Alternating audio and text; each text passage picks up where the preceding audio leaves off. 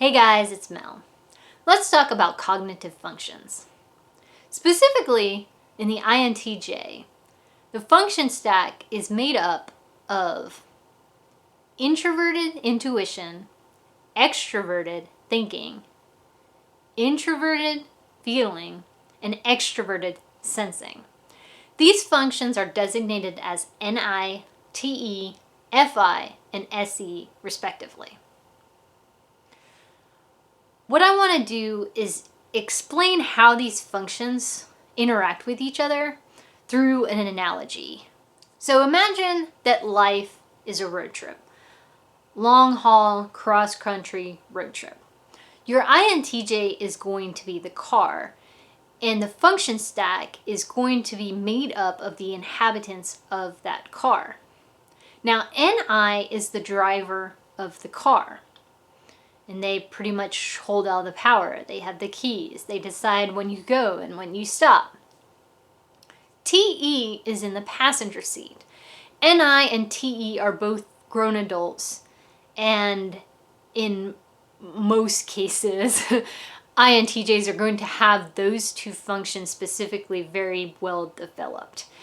And hopefully they have a very good relationship with each other. Just like you would want a marriage to have a very strong relationship between husband and wife, you want NI and TE to operate in that same manner of having almost a cohesive relationship to the point that they become one. And they're able to bounce ideas off of one another and kind of keep a broad view of everything because they have balance from being one introverted and one extroverted functions.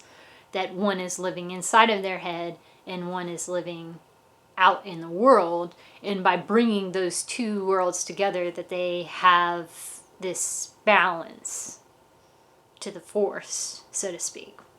So I'm going to designate NI as female and TE as male in the couple, and that will resonate with FI and SE following suit. So your introverted functions are going to be female and your extroverted functions are going to be male, and that's just so that I can show that in the analogy.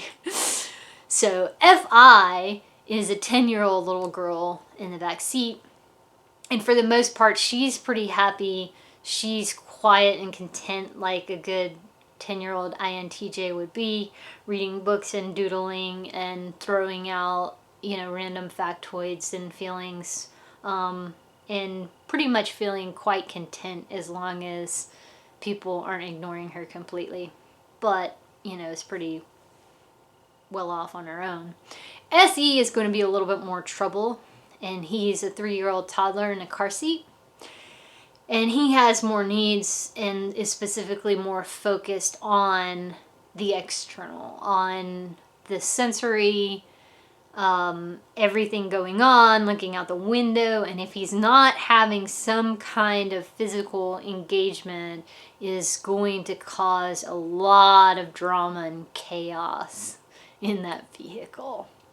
So it's important for NI to keep in mind everyone's concerns in the car and everyone's ability to go as far as they can.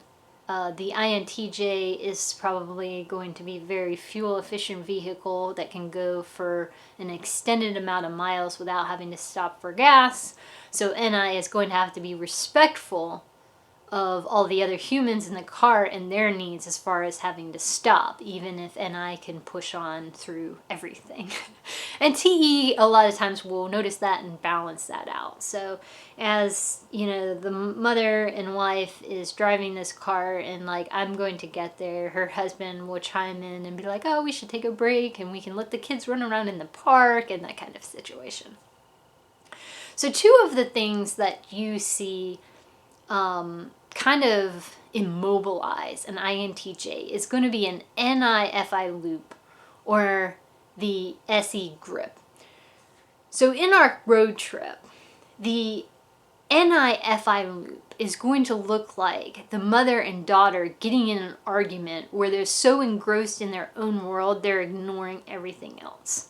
When NI is engaging specifically with their daughter and they're not taking external information from the males in the car and the other perspective of being in the outside world, they are reminiscent of an INTJ that's stuck in their head and is going over everything over and over and over and over in their head and not engaging in the external world to try to pull them out of being caught in that cycle.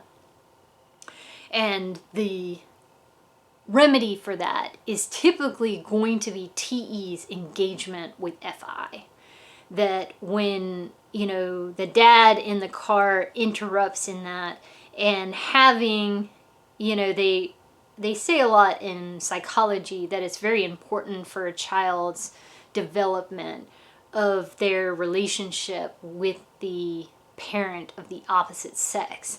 And here the balance is between the functions that are opposite as far as their introverted and extroverted engagement with the world. So TE brings stability to that argument and can interject, it can interrupt that argument and bring balance to the car again. Now, the SE grip looks kind of like the 3-year-old that starts screaming their head off in the back seat because they can't go on any longer. And I may have a tendency to push themselves harder and harder and continue to drive longer and longer without stopping or without eating. And TE is, piping in saying they need to stop. Well, if they get in an argument and upset the ecosystem that is in that car, a lot of the stress is going to put on SE. SE is engaging in everything sensory, and even the slightest, tension between his parents is going to upset him. And when a 3-year-old starts screaming their head off in the back seat and then probably proceeds to wiggle his way out of the car seat and run amok in the car and then start pulling his sister's hair, and then she starts crying, like all hell's gonna break loose in the car. And basically you get to the point where the only way that you can even function or go on or have some semblance of control is to give the little 3-year-old whatever it is that they want.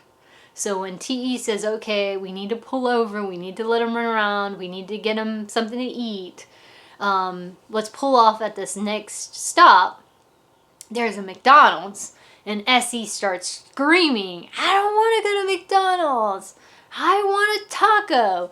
And you have that constant pushback of SE demanding certain things because he's been pushed to the brink and nobody wants to deal with anything. They just want it to end. Like when you're in the grocery store and this toddler is throwing a tantrum and their parent just throws whatever they want at them to get them to shut up. And that's what you see in an INTJ when their underappreciated SE function goes neglected for so long that SE is coming in and trying to take over. And that is just like a 3-year-old taking over your car. They're not driving the car, but they rule the car at that moment. They are in control, and they are going to designate what everyone else does and how everyone else feels at that point in time. So that's my little overview of what the functions look like operating inside of a vehicle on a road trip. Let me know what you think. It was something that I thought would be interesting to talk about, and there's probably some other ways that things I can add to that. But I think that, next time I'll talk about loops or the grip, depression, stress, and different things that disrupt the normal flow in the INTJ. Thanks for everyone's comments and views. This has been fun, and I look forward to making more content and seeing what else we can chat about. Thanks, guys. I'll see you next time.